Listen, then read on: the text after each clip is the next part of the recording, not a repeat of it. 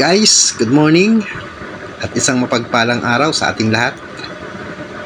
Now again, welcome back to my channel. So ito na po yung ating tutorial ng lumang kalan na converted into regulated oil supply. So ito po ang tutorial ng ating kung paano natin convert. So wala po tayong babaguhin. May idadagdag lang po tayo para magkaroon ng automatic oil regulator. So yan po. Bali ang butas po niya nasa nasa 6 mm lang. So ang taas po niya from flooring nasa nasa 1 cm lang. So ayan po, pangatlong layer yung ating binutas dyan.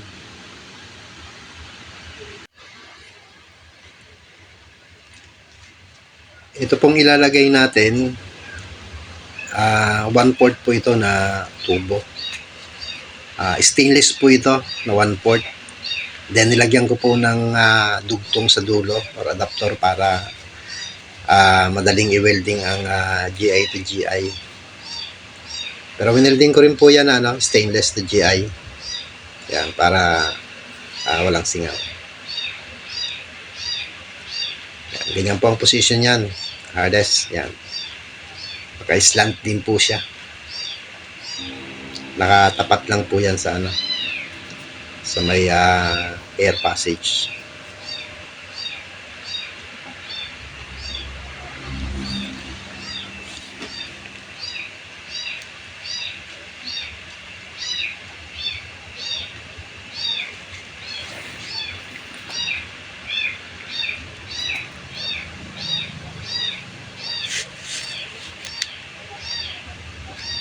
So ito na guys, naikabit na natin. So, maglalagay tayo ng hose dyan. Yung yung pressurized hose lang.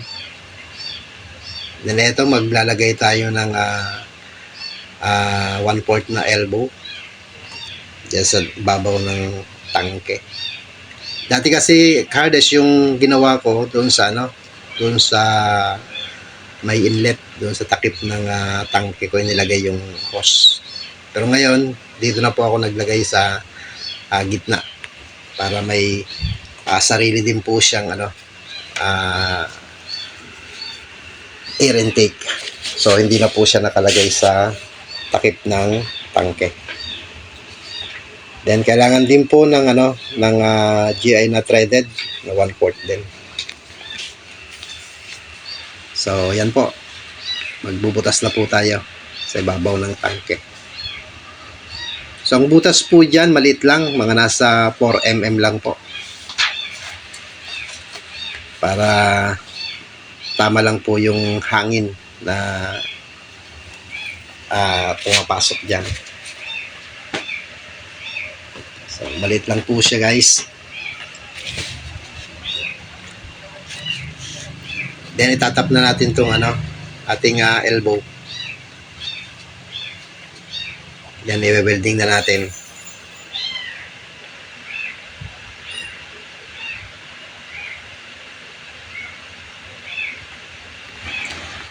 Okay, po. Na-welding na natin yung ating elbow.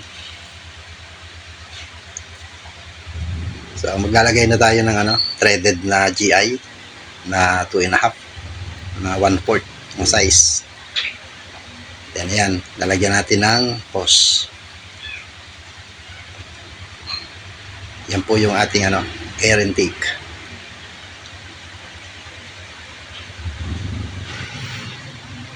Okay mga kardes, ikakabit na natin yung hose sa tube sa air intake.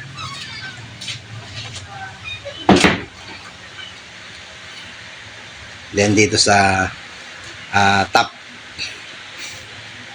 para ayan, na-assemble na natin. So, ayan na po mga ka-harness, yung ating upgraded na ordinaryong kalan. In-upgrade natin para magkaroon ng regulated oil supply. So, ayan na po guys. Yan na po mga ka-harness. Yan na yung ating modification. Okay mga ka-harness, ito na po siya. Kung napapansin nyo, wala po tayong binago. Nag-additional lang po tayo ng parts. Yung passage ng oil, ganun pa rin yung position niya. Nasa gitna pa rin ng chamber yung kanyang butas. Ibinabalang natin yung yung air intake kasi para doon tayo mag control ng langis. So ang height po niya nasa 1 cm from flooring. Then ang butas po niya nasa 6 mm lang po. Ito nga pala na na kinakabitan ng hose natin dito sa sa may tube galing sa chamber. So kapag tinapatan po yan ng blower, so hindi po siya iinit. Dito po sa banda rito iinit po siya. Pero dito po sa may sa may hose, wala po, hindi po siya iinit. Subuko na po 'yan. Safe na safe po 'yan. May nagsasabi kasi na baka daw uminit, maano yung hose niya, masunog. Pero pag nakatapat po tong blower, hindi po siya masusunog. Safe na safe po yan, mga ka-harness. Kahit ang tangke po, hindi po iinit. Dati po, dito ako naglagay ng ng air intake. Ngayon, hiniwalay ko na po. Kaya may sariling takip din po siya.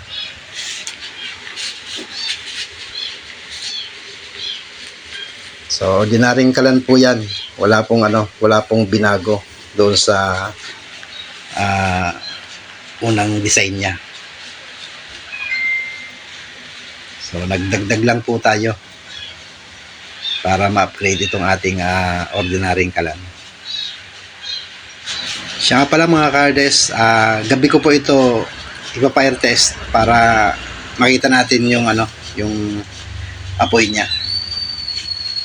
Kaya inantay ko po na maggabi para matesting po natin itong ating minodified na kalan. So ayan po, lalagyan po natin ng langis. Actually po nasa 70% po ang diesel niyan. Konti lang pong langis kasi naubusan po ako. Kaya halos diesel po yan. Okay mga ka-harness, shoutout tayo. I-flash ko na lang sa screen.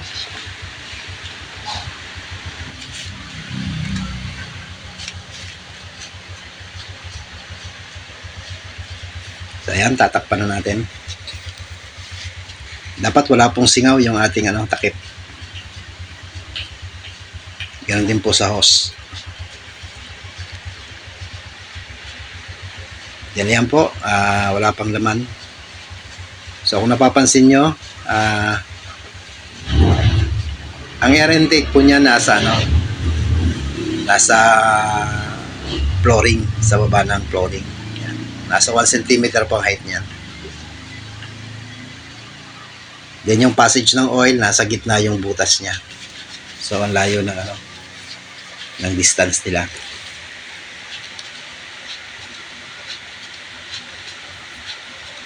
So okay, i-open na natin yung ating ball valve para makita natin kung ma-regulate nga yung ating oil supply. So ayan po. Tumutulo na po yung ating oil.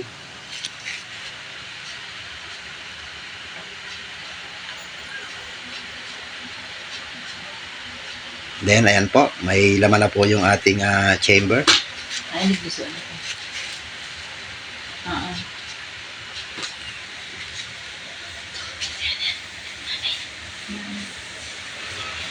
Ayan po guys, unti-unti na po siyang humihina hanggang sa ma-off siya.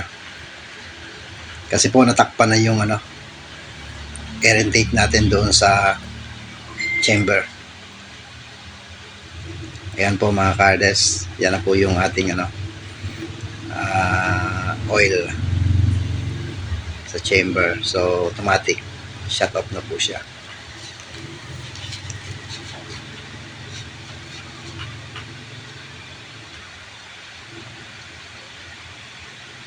So ayan po yung level ng kanyang nasa 1 cm lang po yung height ng oil niya.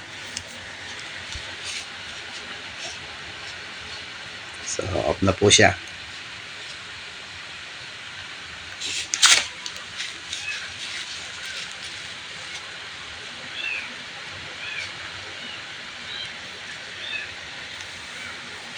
Yan po yung ating air intake or breather.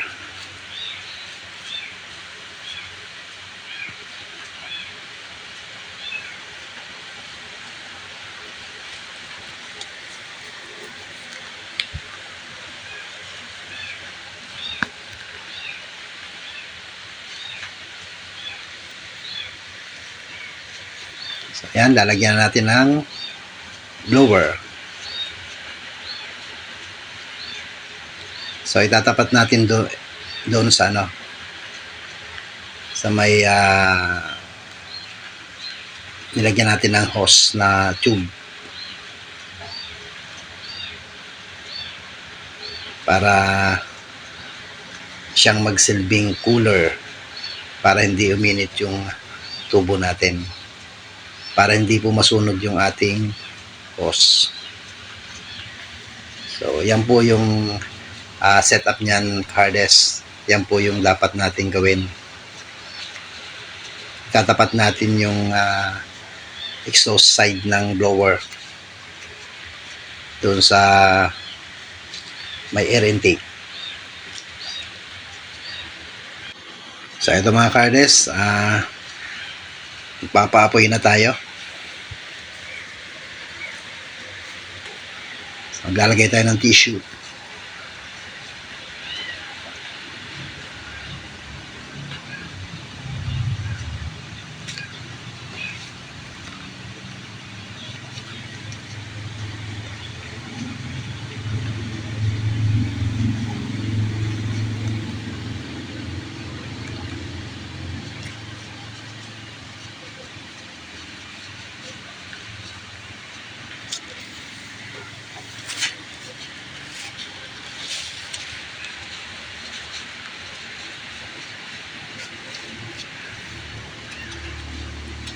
Ito mga kardes, subukan natin na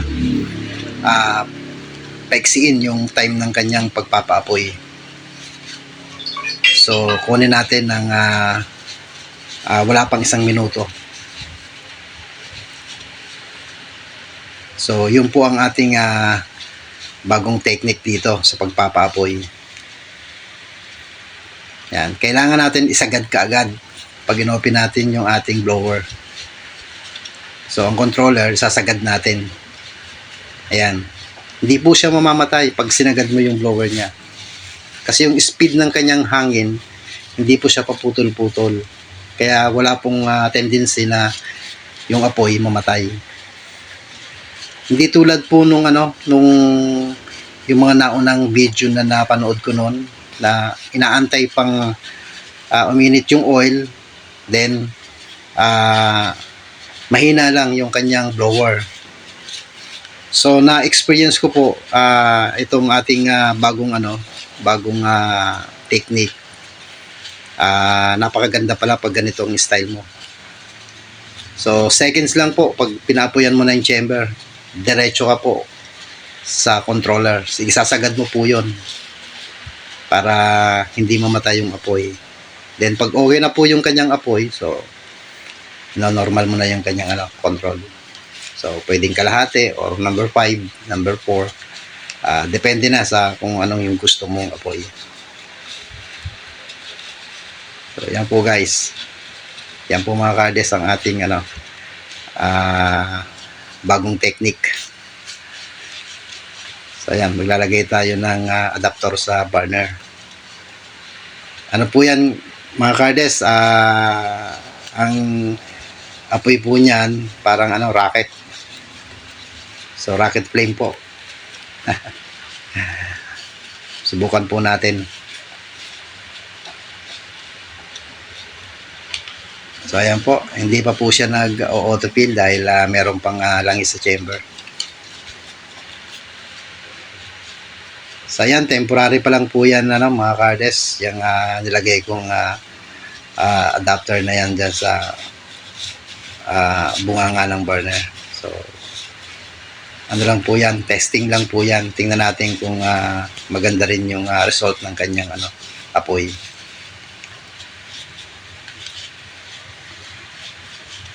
So ito mga kardes, kung napapansin nyo itong pinapatakan ng langis. Mababaw po yung cord niya kaya hindi na lalagyan ng stock dito sa may naka-angle na yan. Kaya singaw po siya kaya lumalabas yung usok. Pero papalitan ko po yun. Medyo palalalimin ko yung pagka-angle niyan para pag may na-stock na oil, so wala siyang singaw. So yan po yung aking babaguhin dyan sa may patakan ng oil. So yan po mga kardes, yan po yung ating resulta ng kanyang apoy. Parang siya parang rocket Ayan ang taas. Tsaka sa side may mga butas siya. Parang parang LPG mode. So parang siya, rocket flame, then LPG mode.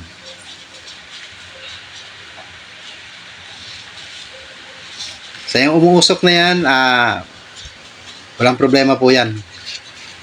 Papalitan ko po yan ng patakan. So yan po yung mali ko dyan. Kaya lumalabas yung usok niya kapag walang laman na hindi pumapatak yung langis niya.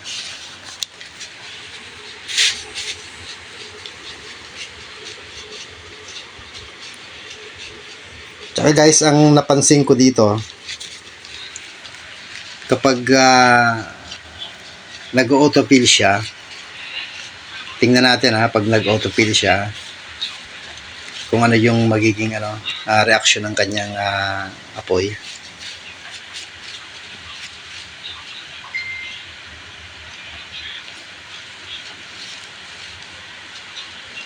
Ayan po, nag-autofill na po siya. So ang mangyayari po, kapag nag-autofill po siya, syempre yung langis niya galing sa tangke, malamig. Pag punta doon sa chamber, so hindi pa siya nasusunog kaya madilaw po yung apoy niya. Ang naging problema po dito sa nakikita ko, ito yung blower na nakatapat dito sa may patakan ng oil. So ito pong patakan ng oil na to, umiinit po siya. Kaya kapag may naka-stack po na langis dyan, mainit na po siya bago po siya pumunta doon sa chamber. So yan po ang napansin ko na mali ko dito. Pero babaguhin ko po yon. So yan po. Nahanginan po siya kaya malamig po siya. Kaya pagdating doon sa sa chamber, malamig po yung kanyang malamig yung kanyang langis. Kaya yung reaction ng apoy niya madilaw. Yun po yung nakikita kong problema dyan. So aayusin ko po yun. Pero yung autofill niya, okay naman po. So ayos naman yung kanyang process niya. So kapag nababawasan doon ng langis sa chamber, so nag-autofill talaga siya.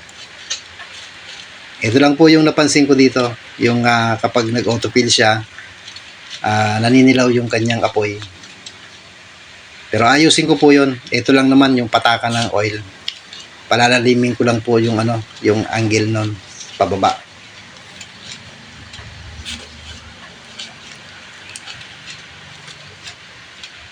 So ganun lang po guys, ganun lang po.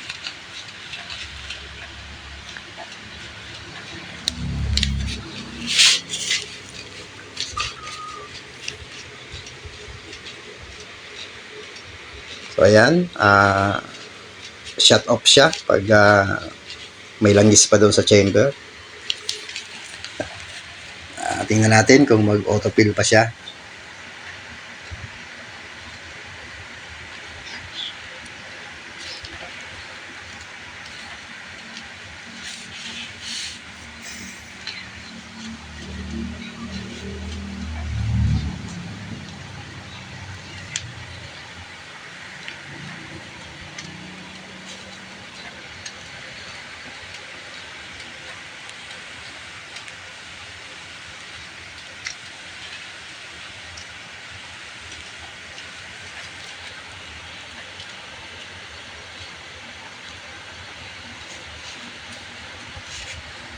Ayan po, nag-autofill na po siya.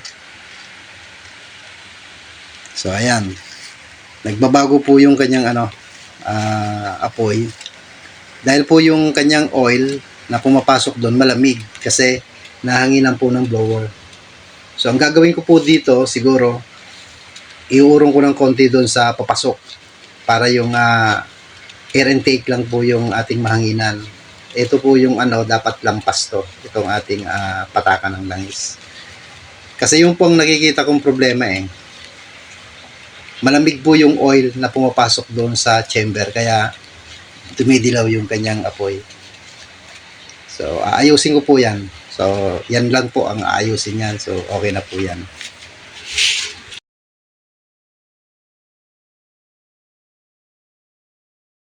So okay naman po siya. Hindi po siya umiinit kasi nahanginan po siya. So kahit na ilang oras ka po magluto dyan, so hindi po siya iinit. Proven ko na po yan. Kasi yung lutuan ko ganito ang style. Yung horizontal chamber ko. So hanggang ngayon okay pa naman siya. So hindi naman po nasusunog yung kanyang hose niya. So yan lang po, basta ganyan po ang setup niya. Yung blower, yung side ng blower, nakatutok doon sa ating tube ng air intake. So kahit magdamagang luto po, hindi po siya mag-iinit. Yan po ang kagandahan dyan. So mga kardes, kung ganito yung simple sa inyo na gayahin para ma-modify nyo yung inyong kalan, so pwede rin. Pero yung yung doon sa may patakan nilalagay yung air intake, pwede rin po. Depende po sa inyo kung alin po yung pinakasimpleng gawin sa inyo. Tsaka yung hindi magastos. So yan po mga kardes, inoff ko na po kasi konti na lang po ang langis niyan. Then, so hahaba po yung ating video kaya inoff ko na para yung ating langis doon sa chamber unti-unti ring maubos para malinis po yung loob ng chamber natin. So wala pong maiiwan na langis. So yan po, naka-off na po yan. So unti-unti na po siyang hihina yung kanyang apoy. Yan po kardes, yan yung ating apoy. So kahit pa paano maganda naman. May rocket flame po siya. Then LPG LPG mode. So ayan po siya ganda rin. Pangmalakasan din.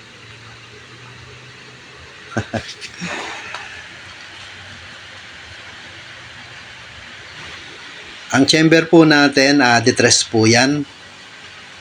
So, kahit pa paano, malakas naman yung kanyang buga. Kahit po detress yung chamber natin.